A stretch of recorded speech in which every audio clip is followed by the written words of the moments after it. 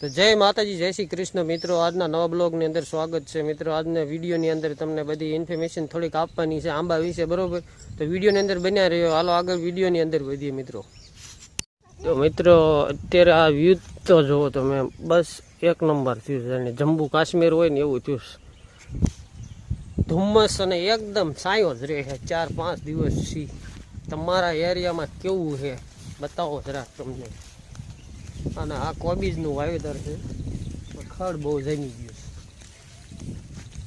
ખડબડ કાઢવા ભાઈઓ કોઈ કંઈ મહેનત કરતા નથી ને કોબીજ આમાંથી એક ખટારો નીકળે. અમે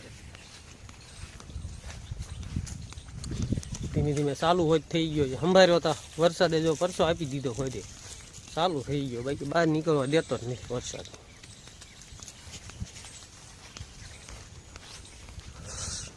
દ્રશ્ય બતાવે છે કોબીજનું. કોબીજમાં કોબીજ દેખાતી નથી, ખડમાં દટાઈ ગઈ છે.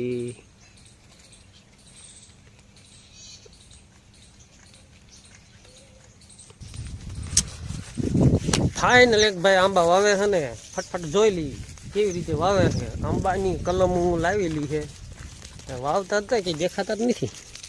ક્યાં છે ભાઈ? ઓલી બાજુ છે, સામેની સાઈડ છે. હાલો આપણે ત્યાં હાલ્યા જઈએ ધીમે ધીમે. હાલીને હાલ્યા જઈએ, પછી પગ પગ ગારો ગારો થઈ ગયા, ખૂદતા જ જવી. જો આમાં પડું એવું છે ને રેસકાણ વાળું, ખૂદતા જ જઈ. આ તો આપણે આંબા વાવ્યા છે. આ તો પોર વાવ્યા હતા, બરોબર. 1 વર્ષ થઈ ગયું રાઈટ. અને બીજા વાવવાના છે આંબા. હજી ફૂટું કાઢી ગઈ જો આંબાની.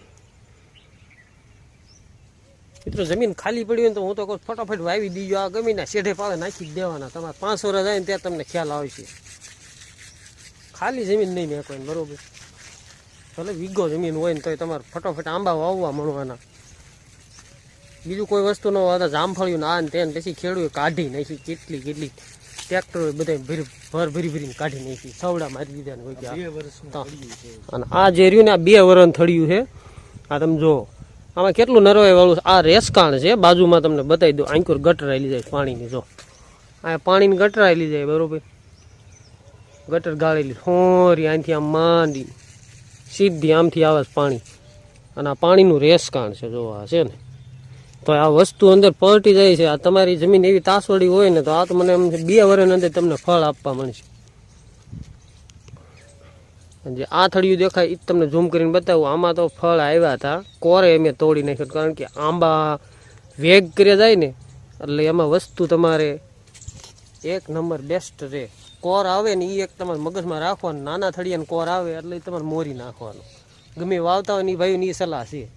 નકર એમને તમે કોરાવા દે ને તો આંબો હાવ કઠુરાઈ જાય છે ને એનું કાંઈ બળ વધશે નહીં. કારણ કે ફળ આવે ને એનો વાંધો નહીં. આવડું જાવડું થઈ ગયું ને પછી 2-5 ફળ 10, 20, 50 નંગ આવે તો એમાં વાંધો નહીં. તમને વિડીયો મેકવાનું કારણ એક જ છે કે કોઈ ભાઈઓ આંબા વાયા હોય એટલે એની પૂરી માહિતી જોઈતી હોય ને તો આપણી ચેનલને સબસ્ક્રાઈબ કરવી પડશે મિત્રો.